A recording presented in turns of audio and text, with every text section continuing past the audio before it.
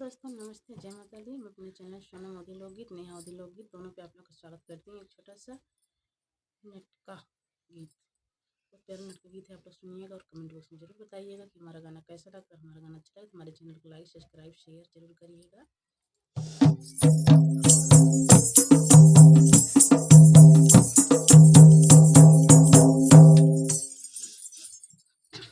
जाते रहे